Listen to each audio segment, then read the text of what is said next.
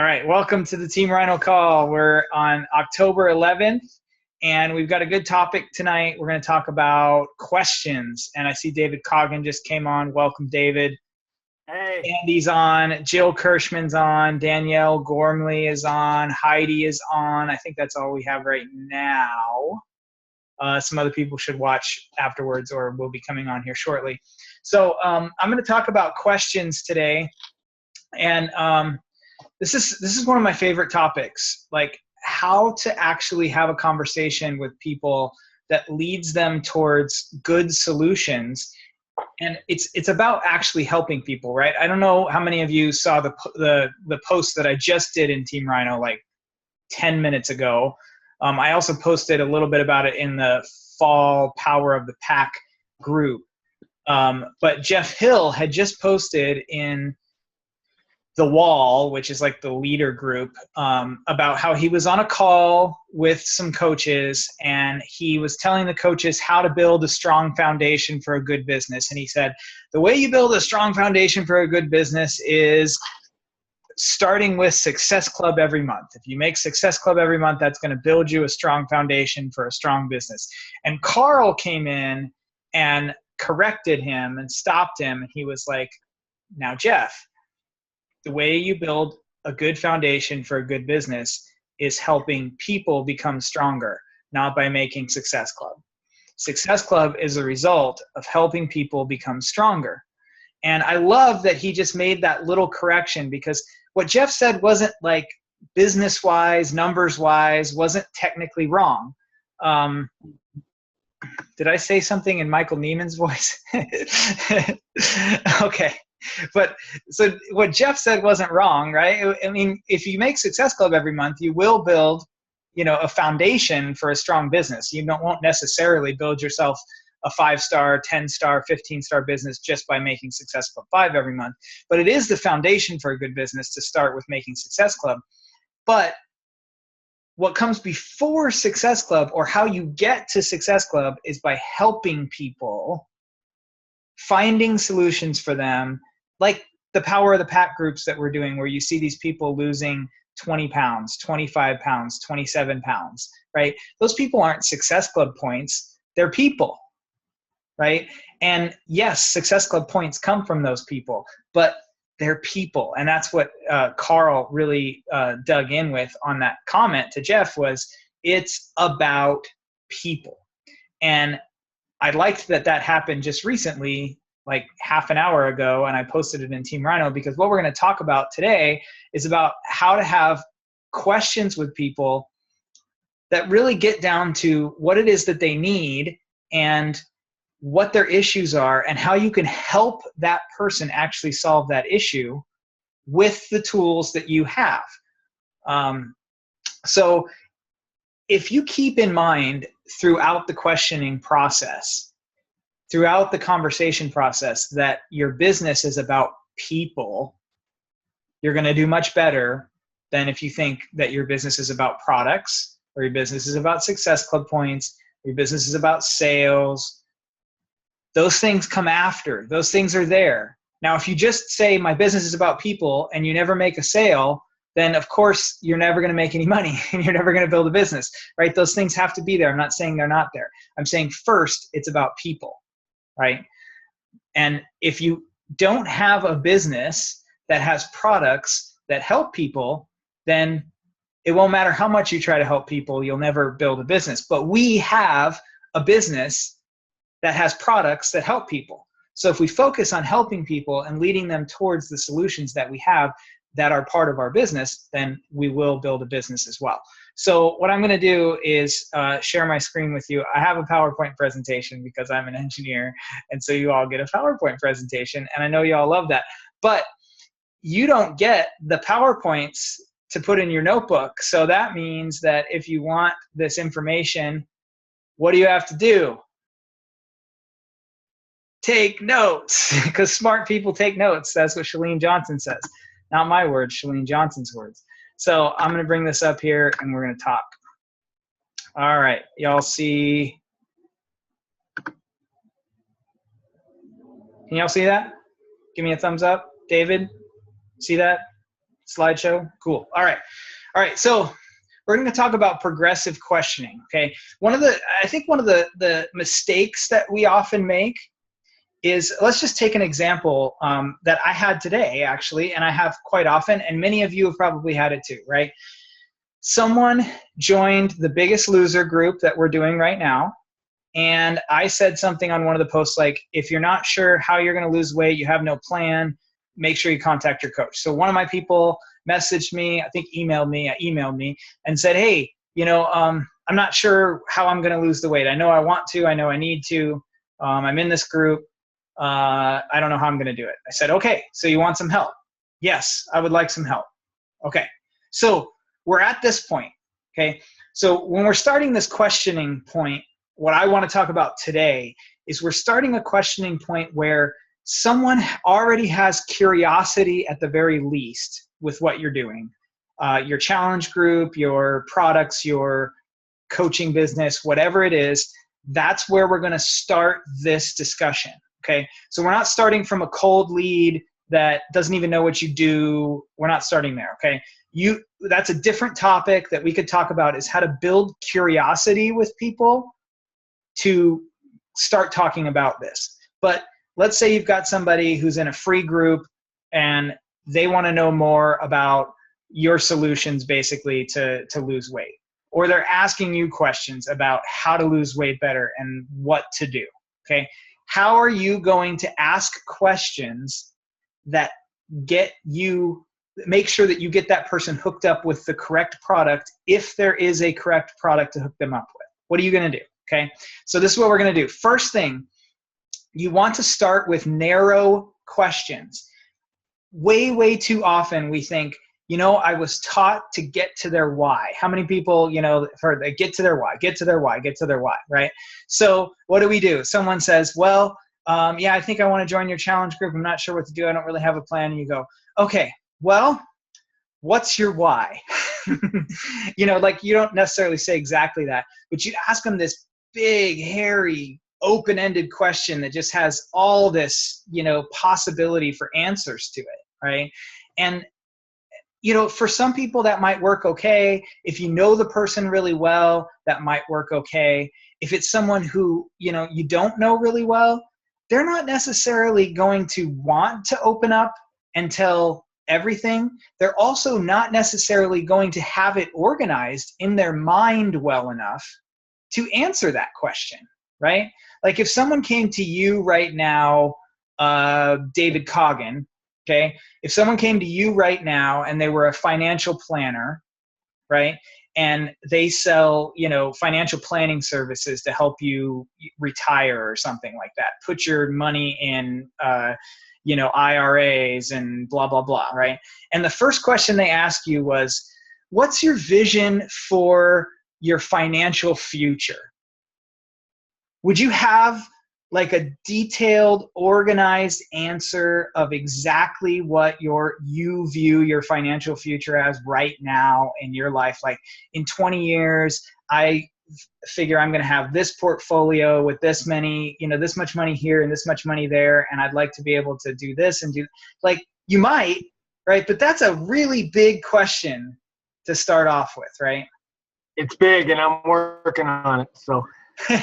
See, but most people with anything big like that, like weight loss, or with, fitness, with financial planning, things that are like that, they may have some idea, but they need some help moving through that picture, right? So you start with easy close-ended or easy open-ended questions. Okay, so I've got a few diagnostic questions which are easy open-ended or closed-ended. We understand what closed-ended and open-ended is, right? Like closed-ended has a yes or no answer. Open-ended doesn't have a yes or no necessarily. It's open. Like there could be lots of different answers depending on them, right? So like, what have you tried in the past is an open-ended question, but it's an easy one because there's a finite number of things that they've tried in the past, and they probably know what those are, right? So they can probably answer that. You could actually take what have you tried in the past and help close the question down a little bit more or narrow it a little bit more by saying, what have you tried in the past? Like, have you done like South Beach, Weight Watchers, paleo, vegan? Like, what are the kind of things that you've done in the past? Have you done CrossFit? Do you normally go to the gym? You know, like you could narrow it for them to help them answer the question.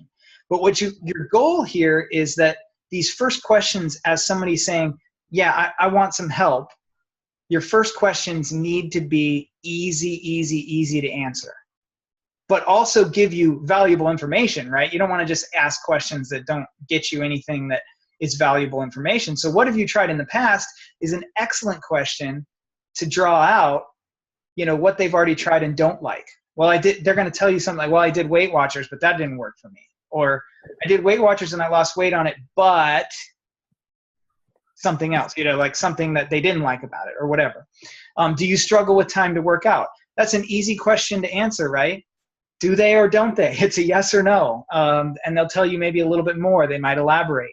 Do you follow a particular diet right now? You know, like, do you not eat gluten? Do you not eat dairy? Tell me more about, you know, do you have any dietary restrictions? Do you struggle more with, this is the one that I asked the person that just asked me for help with. The very first question I asked, and this is the only thing I responded to the email with. She said, yes, I would like some help. I need some help figuring out what I'm going to do for this Biggest Loser Challenge. I just responded with one question, and I said, well, okay, do you struggle more with eating or working out? That's it. The only question I asked her. Her response, well, I struggle more with diet. Okay, now I know where to go, right? It was an easy question for her to answer. It helps me know what path to choose instead of me going, oh, okay, well, we have this challenge pack for this new workout that's coming out, when what she really struggles with is diet, right? Eating. So we start there, and yeah, we'll get to the workout through the questioning, right? But we start with diet. So after she said, I struggle with diet, I asked her some more diagnostic questions, and I said, what are the parts of dieting that you struggle the most with? Is it portions? And I started narrowing it down. It's kind of like a what have you tried in the past with some narrowing. Is it portion sizes? Is it knowing what's actually healthy and what's not? Is it planning? I think I gave her like 4 choices. Or is it all of the above? And then an LOL or something after that, you know, like maybe throw some humor in there or whatever. But the question is another narrowing question. And I'm not giving her options. I'm not telling her about the 21-day fix. I'm not telling her about 90-10. I'm not telling her about the new workout program or Beachbody On Demand. I'm asking easy to answer diagnostic questions to find out what her current state is. Okay. So how important is XX to you? How important is this particular thing to you? How important is, you know, like, think about what questions can you ask to get the information that you need to actually match them up with the correct thing, right? But you start with easy questions that you can get yes or no answers to, or you can give them a multiple choice kind of thing or something like that. Now, if your story fits into one of their answers, feel free to go ahead and add that in to your next question, or add that in as, you know, a little anecdote in there, you know, oh yeah, I totally struggled with that too. When I first started, I was doing this and this, blah, blah, blah, and then ask your next questions. Okay. So being able to relate. Now, if you don't have anything that relates, then, you know, ask your next question, you know, say, oh, I understand that. Okay. I think I understand what you're talking about. Okay. I think the other thing that I don't have in here, oh, I do. I think I have clarifying questions in here. So let's just move on to the next. Well, before we move on, any questions on that? Does that make sense? Starting with the open-ended or closed-ended. It doesn't have to be either one, but easy. Easy. Don't ask them the big, hairy questions, okay? Now, once you've gone through a set of questioning where you really feel like you've got some information, okay, so you found out that they struggle with portion sizes, time to work out, and dieting is really the big thing. The diet is the big thing, and portion sizes, but they also have limited time to work out. Okay, you've got that information from your questioning. Okay, now you start to broaden the focus and the value of the questions. Okay, now it's okay to start talking about, okay, so how much weight do you want to lose? That could actually be one of the more closed-ended questions. That could be one of the diagnostic questions. But you can start getting into what would change in your life if you lost that 20 pounds. That's kind of a bigger, hairier question, right? That's a little bit more open-ended. But once you're past the diagnostics, once you're past the easy questions, you have the credibility, you have the relationship in that conversation to say, what would change in your life if you lost that? Tell me about that. How would or does that affect your family if that happened? What would you be able to do that you couldn't do before? If I could show you how to lose that 20 pounds during this, would you take the next step with me? What would the perfect solution look like to you? These are big questions that they have to think about, and they have to answer them themselves, not from facts that they had stored in their files, like what did I try before, or how much weight do I want to lose, but they have to think about, well, how would that affect my family if I lost that 20 pounds? What are the things that would happen, right? These are the bigger questions. You get to them afterwards, okay? So you broaden the focus. Now, during this, what's going to happen, right, is sometimes they'll still give you answers that belong in the last section, in the open-ended, closed-ended, narrow question section. They'll still talk about 20 pounds, right? Or they'll say, let me think of an example here.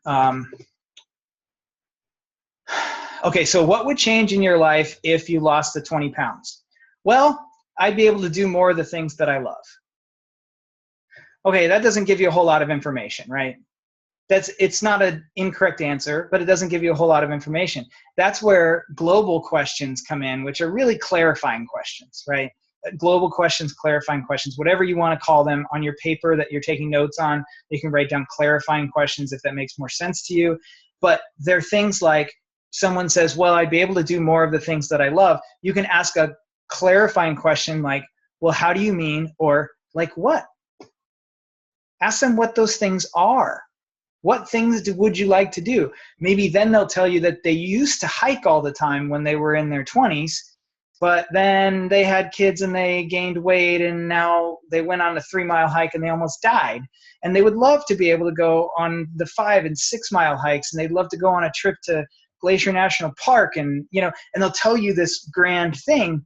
Okay, now we're getting somewhere, right? And don't be afraid to use those clarifying questions as much as you need to really get the story and the picture drawn, right? Think about it like you're drawing this picture of what it's going to be like after they finish this goal, right? Like you're helping them draw the picture because they haven't drawn it for themselves, or maybe they have, but you need to see the picture. Okay. Usually the case is they haven't even drawn the picture for themselves. You're helping them draw the picture of what it looks like after they have finished this goal that you guys are talking about. Okay. So you're saying what would change in your life if you lost that 20 pounds? Well, I'd be able to go on the hikes that I would want to go on. Oh, well, where would you want to hike? Oh, I've always wanted to hike going to the Sun Road in Glacier National Park, and I've never hiked that before, and it would be amazing to take my family there. And we talk about that a little bit more, and it's like, okay, what other hikes would you? Well, I also like this, and you draw this whole picture of what it all looks like. And this is kind of like the getting to your why, right? But we're not getting there by going, hey, what's your why? We're getting there by talking about where you are now, where would you like to be, how will it look when you get to where you would like to be? Show me what that looks like, right? Okay, so questions on that. Broadening the focus and value, revealing the implications of where they're at now and where they want to go. Any questions? Thoughts? Nope, nothing? Okay. So make sure. I want to say one thing. Go for it. You just want to help them paint the vision that they don't see yet. So that's, again, by asking these probing questions, you help them to realize that vision and that possibility in their life. So, they're more, you establish more credibility that way. Exactly.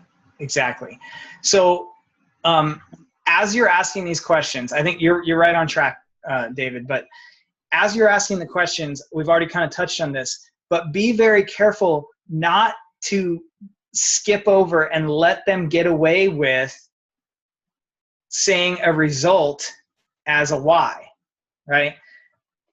Dig deeper into that. Dig a little bit deeper. So when somebody says, well, I want to lose 20 pounds, your broadening questions are supposed to bring out what that looks like in their life rather than just the number on the scale, because that's why so many people fail, right?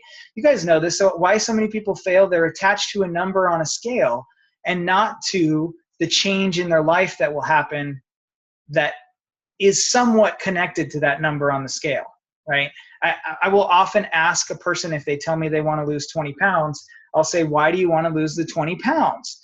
And they always look at me a little weird, like, what do you mean? Why do I want to lose the 20 pounds? And then I just explain to them why I'm asking that question. The reason I'm asking you this question is because if the scale said 20 pounds less today than it did yesterday, but you felt the same, looked the same, performed the same, act the same, everything is the same in your life except the number is lower, is that really what you wanted?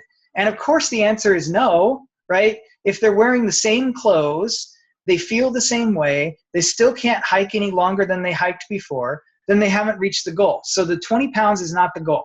It's what they actually will get when they just think that if they're 200 and they should be 180, that they need to lose 20 pounds because when they're 180, they'll feel this way and get to do these things and be able to perform this way. So you want to talk about those things that happen at the 180, not the 20 pounds. Okay, so don't let people get away with, I want to lose 20 pounds. Okay, great. Well, that's totally possible in this group. Let's get you on 21-day fix. No. Dig in with them a little bit. And if you have to, actually, not even if you have to, you should actually explain and help them understand why you're pushing a little bit into that. I always, tell them, I give them that example exactly right there. If the scale was 20 pounds less than it was yesterday, but you looked the same and you felt the same, would you have met your goal? Well, no. Okay, well then let's talk about what you really want to do. And they'll go, oh, okay, I get why you're asking me all these stupid questions.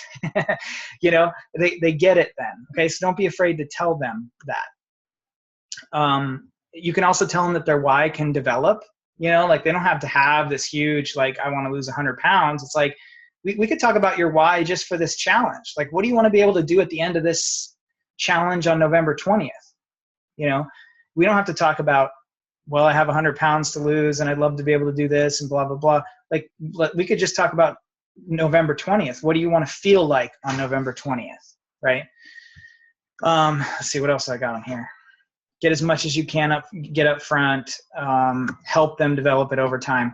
Okay, the next thing that I do is qualify. Okay, so once you have done the narrow questions and the broad questions and you feel like you have the information. So I have a person who struggles with time to work out.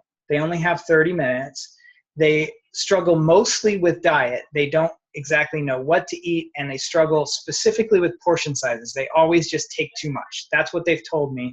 They've tried, paleo, and they've tried Weight Watchers, and I've got all this information, right? And I know that they want to hike more, and I know, I've got all this information about them, right? The next thing that I'm going to do is recap, external meaning with them, right? Actually in the presence of them, recap the needs and the issues that we went over. So I'm just going to summarize, 30 minutes to work out, you struggle with portion sizes and mostly with nutrition. And then here's a recap of your why and what would happen if we actually succeeded with this. So I'm going to give them a summary of what all the things that we talked about, basically. Internally, I'm going to do those same things, of course, but then I'm also going to be analyzing the best options for that prospect, right? So I know all these things. What is my solution, right? Pretty simple, right? You've got all the information that you need now because you asked the right questions, you had the conversation, you talked to the person. Now you're going to analyze the best options. What features are most valuable for that person? So think about how much more value you can show somebody in a product if you know which features of the product are most valuable to them. Now, if I talk to this person about the 21-day fix, and I talked all about that you don't need weights for most of the exercises you can do, use bands, or I talked about how much space you need or whatever like that. I didn't talk about the portion control. I didn't talk about that the workout's only 30 minutes, which are the things that would be most important to them. I talked about all the other features because I didn't know what was most important to them. Then I'm talking about things that are not going to help them see the value in that product, right? So what you're doing internally is you're saying, okay, here's the things that I know, what product fits with them best and why, so that I can draw out the most valuable features of that product so I can show them how this product will help them meet their needs, right? So then you simply transition to solutions. Okay, so the next step is you've got the questions, you know which product you're going to say, you're going to tell them is the solution that you think will help them, right? Maybe there isn't one, and maybe you say, what, you know, depending on the conversation, maybe it's like, hey, you could join this Biggest Loser group and just do what you're already doing, because, you know, it seems like you're walking and you're doing this and that's working for you right now. Let's just keep you on that. Join this Biggest Loser group. We'll move to something else later. I don't know what the situation of that person is, but let's just say that we've got this person who we already said struggles with portion control and needs short time to work out, and I've decided that 21-day fix is the thing for them, right? Okay, the first thing I'm going to do to transition to presenting that solution is just ask permission if it's okay to present that solution. Like, if you're unsure if it's okay to, you know, move on to that, just say, hey, you know, I think I have what will help you based on the things we just, because you've just recapped, right?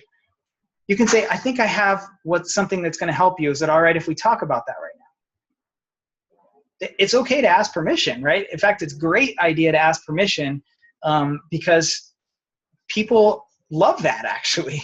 You know, I like it when I'm talking to someone, they're like, is it okay if I, you know, give you a suggestion? Yeah, that's great. Give me a suggestion, right? So ask permission if you're unsure. Solicit accurate feedback, right? So always asking neutral questions rather than hopeful questions. I try to not be too overly hopeful and boisterous in my talking about the products. I think that is salesy, and I think that it puts people in a position where they feel like they're going to let you down if they say no, right?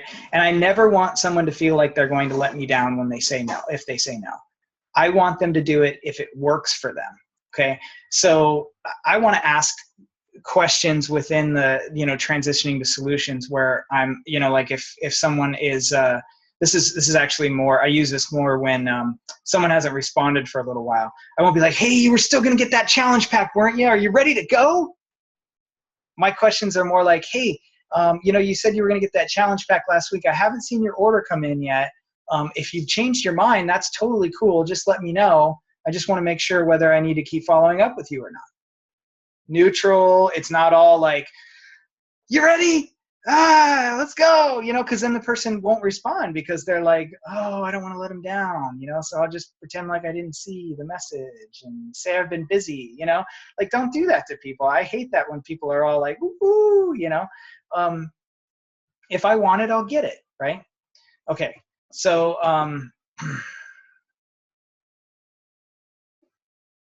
so this is an example, just, I kind of already went over this. Based on what we just went over, I think I have some great options for you. Would it be okay to present that solution to you? Would it be okay to talk about that? Would it be okay to show you some options? Something like that, right? That's an example. I've dealt with many of these issues before, either in my own life or in others that I've helped. Would you like to see how we solve these issues? That's a transition from recapping all the things that you talked about to let's present a solution, right? Okay, so we're transitioning to solutions there. So for homework for this, if this is something that you're like, yeah, this is something I need to do better, right? Like I need to really think about making narrower questions to begin with, broadening that scope, qualifying that person, recapping what we've talked about, being slower instead of just somebody messaging me, because this is the typical, right? People are messaging you and they're like, tell me more about this Power of the Pack challenge. Oh, well, you buy a challenge pack, and they're like, oh, well, what are the options for the challenge pack? And you're like, oh, well, the options are this, and this one's good, and that one's good, and P90X3 is great, and you get all of these if you do the Beachbody On Demand challenge pack. So I would get the On Demand challenge pack, because that one you get this and this and that, and then you can choose this and that, and this has all these features, and then you start talking about features before you even know what features they would even want, right? How many features are there in Beachbody On Demand? How many features are there on every program? Not every one of them is valuable to every person, right? So we go so fast into like, here's an interested person. Let me see if I can get 2 points. And maybe not even that bad. Maybe you're not like, here's an interested person, I get 2 points. It's here's an interested person, I could help them. Let's get them in. Like maybe your motives aren't sales related at all. You're just too eager to get them in the group and get them going, right? Slow down, ask some more questions, find out, you can even at the beginning be like, okay, you're interested in this group.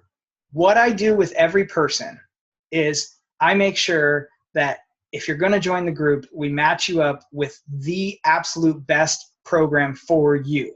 So I have to ask you some questions before we can talk about getting you in the group. Is that okay? That's a great way to transition into the question. Some people are like, well, they keep asking me, tell me about 21 Day Fix. Tell me about, P90X3. And so I just talk about all the features of 21 Day Fix. It's okay to slow them down and be like, well, here's the answer to the questions you asked me. Now, if we're going to get you in this group, I actually have a list of questions that I ask people to kind of help decide what the best program is for that person. Do you mind if we go there? I mean, most people would be like, oh, sure. Yeah, that sounds helpful. On you go. So make a list of diagnostic questions for different situations. This slide back here had some questions on it. Let's see if I can get back there quickly. I can't get back there quickly. What would you, that's more open-ended questions. Okay, here we go. What have you tried in the past? Do you struggle with time to work out? Do you follow a particular diet right now? Do you struggle more with eating or more with working out? Do you struggle more with portion control or with planning? Do you struggle more with what to eat or cooking time? Do you struggle, how important is this thing to you? Things like that. Make a list of those questions and just list a whole bunch of them out, and then you can have them around. Now, don't become a robot and read questions off of your list, but having them to give you a reminder of the types of things that you need to know from people in order to help them find the right product is a great thing to do, okay? So now I got to go all the way back here. I can't remember what the rest of the homework is. Transition to solutions. I don't know why I animate these things, because they should just all come up at once. Be careful not to become a robot reading from your list of questions. Okay, and then make a list of implication questions to get why for different situations, like the ones that I had on the thing that I'm not going to go back to now, which are like, if we did lose that 20 pounds, what would your life look like? What would happen to your family? How would this impact this? How would that look? What would you do differently than you do now? Those kind of questions. Just make yourself a list of them. You may not even need it around. If you just actually wrote the list out, they would be in your brain, right? Or maybe you use the list a couple times and then you don't even need them anymore. You're like, oh, I'm a pro at this. I got it. Okay. So that's it. That's my talk about, like, now not every situation is going to fit this exactly, right? And it's going to go exactly like this. There's going to be sometimes parts are skipped, sometimes parts are added, but this is a really good way to think about any conversation where someone is already interested in what you're doing and you're trying to help them get to the decision point, to get from curious to committed. This is what I use to get from curious to committed. Now, there's a whole nother talk about how to get them to curious, and there's a whole nother talk about how to get them, well, actually, there's not too much on how to get them to the committed part. After committed to actually purchased, because if you really go through this, it's not difficult to get from here to purchased. But there's some things there. But we're in the spot between they're curious, and they're committed. This is what we do, or what I do anyway. So basic outline. Questions? Thoughts? Nothing? Our fearless leader from last week has nothing? I'm going to stop the share. Okay, so this was really good for me, and I took a lot of notes, and I get stuck a lot on what to ask next with people. So this was really, really good for me, and I appreciate it, but I have no questions. Okay. So learning how to, like, knowing when to transition, don't get too stuck on like, well, can I transition to bigger questions now, or do I need to stay in narrow questions? You know, like, it's really not an exact science. Okay. It's not like you have to ask 7 narrow questions before you can ask your 2 broad. Like, don't get all up in that, you know. It's like, if you feel like you can ask a broader question, ask a broader question. But just the point is to help people become comfortable with giving you information and help lead them through the thought process that gets them to the decision, instead of just trying to be like, what's your why, and then I'll help you pick a program or something. Like, it's too big for people. They can't, you know, they can't organize out all the thoughts in their brain to try to tell you everything that you would need to know to help them. You have to get that information from them. So you start with the easier questions, you move to the bigger questions, you recap and summarize it for them so they remember what they said. And you can even ask them, that's another thing that I don't think I put in there, is when I recap, I'll ask them, did I get that right? Sometimes they'll add some things, or they'll be like, no, that's not what I meant. You know, that's really good information. Because if you're trying to present a solution to someone and you've got it wrong, then, you know, you're going to want to know that you've got it wrong so that you can, maybe it's a different solution, right? So, you know, just, anyway, I don't do it exactly like that in all those parts every single time, but that's the basic idea. Everybody's good? I think we got a full recording this week. We have a question in chat, I think. Oh, do you take notes during your convo? I think that's what that's supposed to say. I do sometimes. The answer is you should. Do I always? No, but I should. Sometimes, you know, you're on your phone, you're in the grocery store, because I do that. I should probably wait to answer stuff, but sometimes I'll answer in the parking lot in the grocery store before I go in, and then it's like, oh, I don't want to pull up OneNote and write notes down, so I'll just remember that. And then, of course, I don't, or maybe I do, you know, but the answer is you should take notes during your conversation so that you can remember those things about those people, because it helps you when you're like in a challenge group and somebody's like faltering. You can be like, hey, let's go back and think about what you said you wanted to accomplish. Maybe that'll help get you back on track. And you've got it all written down. You're like, you said this, this, and this. Are those still your goals? Let's get you back on track, or whatever. You've got the information. So I would take notes, except I don't always. All righty. Well, if there's no more questions, I'm going to stop the recording, and we'll get this put up on the Team Rhino page for everybody else to watch. Thanks, guys, for coming tonight.